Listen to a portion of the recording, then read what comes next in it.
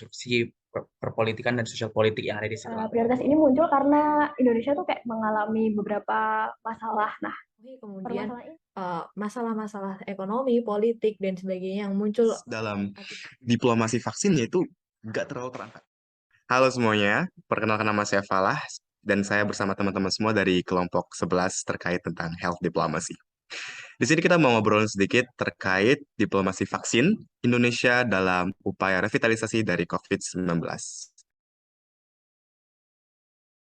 Sebelum saya atau kita semua lanjut ya ke topik pembahasan kita, ada yang mau cerita dulu nggak teman-teman semua tentang gimana sih gambaran seberapa fatal COVID-19 itu terhadap kesehatan publik, perekonomian, maupun perpolitikan dunia? Ayo, ada yang mau ngobrol nggak? Pandemi itu membuat semuanya harus shutdown karena supaya tidak menyebarkan COVID-19, menyebar virusnya itu. Nah, karena tempat-tempat kayak seperti pabrik itu di shutdown dan tempat-tempat kayak tempat pekerjaan itu di shutdown, produktivitas itu lebih mengurang.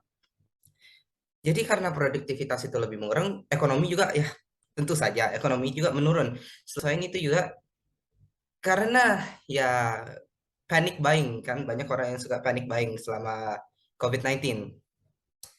Karena panic buying itu terjadi, banyak orang mau beli banyak hal. Pandemi itu membuat semuanya harus shutdown karena supaya tidak menyebarkan COVID-19, menyebar virusnya itu. Nah, karena tempat-tempat kayak seperti pabrik itu di shutdown dan tempat-tempat kayak tempat pekerjaan itu di shutdown, produktivitas itu lebih mengurang. Akhir-akhir ini tuh Kemenlu itu punya agenda dan prioritas atau signifikansi yang cukup besar ya di dalam ranah COVID-19 gitu.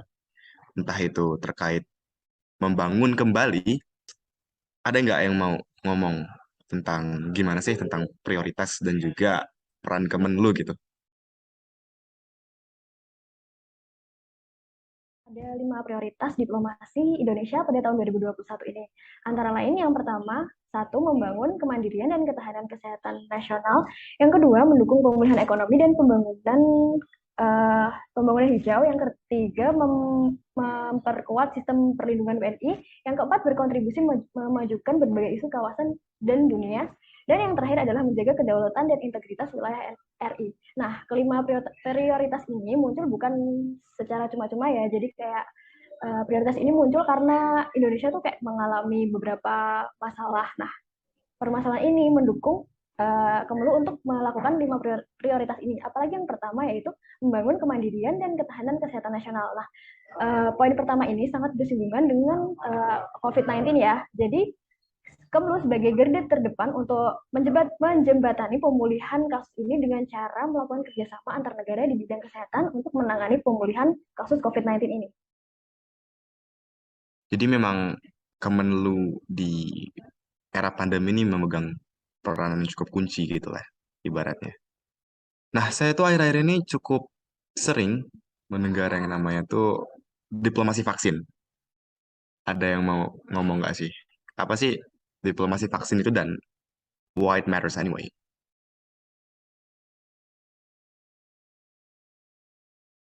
Diplomasi vaksin itu sebenarnya kayak salah satu cara diplomasi dalam bidang kesehatan yang dilakukan oleh Kementerian Luar Negeri. Tujuannya adalah untuk menanggulangi COVID-19. Terus kenapa sih itu sekarang penting banget? Kayak yang udah disampaikan tadi di awal, bahwa COVID-19 ini dampaknya besar banget. Bukan cuma dalam bidang kesehatan, tapi dia juga berdampak ke politik, kemudian ke ekonomi. Oleh sebab itu kan tadi muncul ada signifikasi, ada prioritas yang dibuat oleh Kemenlu. Nah, diplomasi vaksin ini penting banget karena kita dalam situasi yang COVID-19 ini pada saat itu beberapa tahun kemarin itu menghalangi kita untuk melakukan banyak kegiatan, itu menghalangi kita untuk melakukan banyak kerjasama dan bahkan itu menghambat apa ya? Itu menghambat gimana eh, suatu negara itu bisa bekerja dengan optimal untuk memenuhi kebutuhan rakyatnya. Oleh karena itu, karena COVID-19 ini pada dasarnya adalah sebuah virus yang kemudian merebak menjadi pandemi, diplomasi vaksin ini diperlukan untuk menanggulangi COVID-19 ini. Kemudian, biar apa? Biar kita bisa back on track, back on what we used to do, walaupun mungkin nggak 100% itu sama, tapi yang jelas adalah agar semua kebutuhan vaksin ini terpenuhi, kemudian masalah-masalah ekonomi, politik, dan sebagainya yang muncul akibat dampak dari COVID-19 ini bisa segera kita hilangkan, bisa segera kita minimalisir. Mungkin itu aja, thank you. Mau elaborasi lebih lanjut sih, ide tadi ya, terkait diplomasi vaksin dan mengapa itu menjadi hal yang cukup penting. Saya lihat akhir-akhir ini Indonesia cukup sering kerjasama sama beberapa negara gitu dalam memenuhi kebutuhan vaksinasinya. Ada nggak yang mau mungkin menambahkan sedikit tentang kerjasama Indonesia dalam diplomasi vaksin?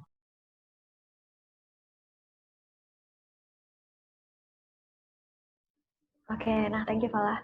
Nah, jadi diplomasi vaksin di Indonesia ini dilakukan dengan cara melakukan pendekatan bilateral, yaitu kerjasama antara dua negara yang melibatkan semua pihak yang berkepentingan dalam kasus ini ya. Jadi Ibu Menlu kita, dia kayak mengunjungi banyak negara itu, kayak Cina, Inggris, Swiss, untuk memastikan ketersediaan vaksin bagi rakyat Indonesia. Nah, melalui pendekatan bilateral ini, Indonesia tuh berhasil mendapatkan 3 vaksin, yaitu yang pertama Sinovac diperoleh dari Cina, Pfizer dari Amerika Serikat, dan AstraZeneca dari Inggris. Nah, diplomasi vaksin Indonesia ini dilakukan secara bilateral, utamanya adalah untuk memastikan ketersediaan jatah 20% dari populasi yang disediakan oleh WHO. Jadi WHO tuh hanya menyediakan 20% vaksin gitu. Gitu aja sih. Saya pengen nanya deh sama teman-teman semua. Ada nggak sih tantangan tertentu gitu bagi Indonesia dalam menghadapi dan juga menjalankan diplomasi vaksin itu? Tantangan yang dihadapi dalam diplomasi vaksin adalah komunikasi dan integrasi aktor baik dalam maupun luar. Hal ini karena posisi Indonesia sebagai negara yang bebas aktif tentu perlu melangkah secara berhati-hati karena menengahi hegemoni persaingan kuasa industri vaksin luar negeri. Oleh karena itu, solusi yang ditawarkan adalah penetrasi yang lebih mendalam bagi Indonesia dalam melaksanakan diplomasi vaksin agar kemungkinan timbul konflik dapat diminimalisir dan menyelesaikan urgensi kesehatan nasional.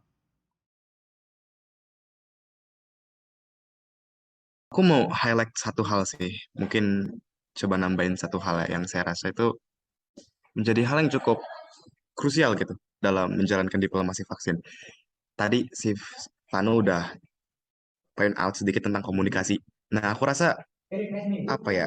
Salah satu tipping point-nya itu adalah ketika antar instansi, antar aktor itu susah untuk melakukan komunikasi karena ini kan masalah kesehatan yang kebanyakan terkait kata-kata teknis mungkin itu tuh banyak yang nggak dipahami oleh masyarakat secara umum. Mungkin dulu orang nggak paham apa itu virus, ya kan? Orang tuh nggak paham vaksin tuh apa gitu. Jadi saya rasa itu menjadi salah satu kendala yang dialami ya oleh berbagai pemegang aktor di dalam institusi tersebut kayak gitu. Kemudian mereka harus melakukan berbagai adjustment dan juga beradaptasi dengan berbagai kata kunci yang mereka harus pahami untuk kemudian melakukan berbagai kerjasama, negosiasi untuk membeli vaksin dan sebagainya. Supaya nggak salah sasaran nih, supaya nggak salah beli, atau supaya nggak salah ambil tindakan sih. Teman-teman semua, aku jadi bertanya-tanya sekarang.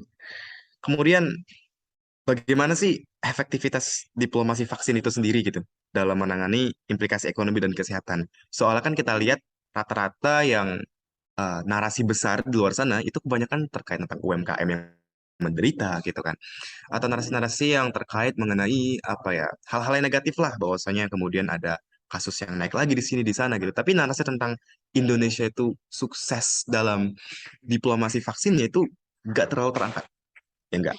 Lalu kita ingin kaji dikit nih tentang bagaimana sih efektivitasnya.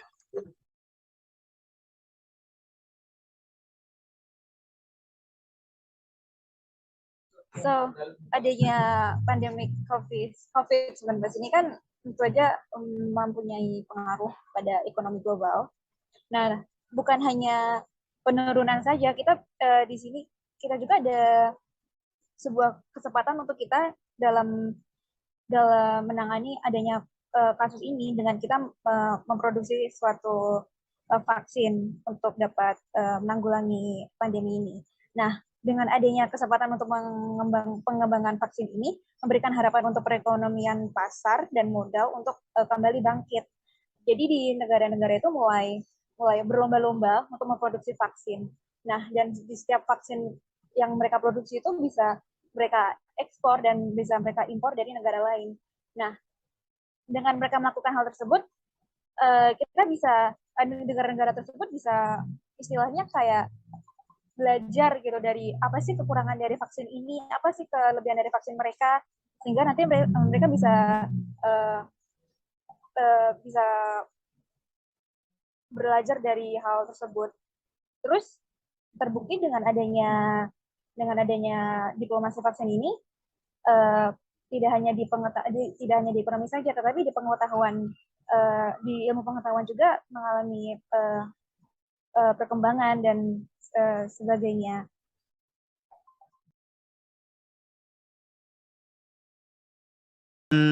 Apa ya, memang kita ngelihat gimana diplomasi vaksin ini kan fokusnya adalah kita bisa membantu, atau sorry, Kemenlu itu bisa membantu instansi kesehatan yang lain dalam pasokan vaksinasi kan.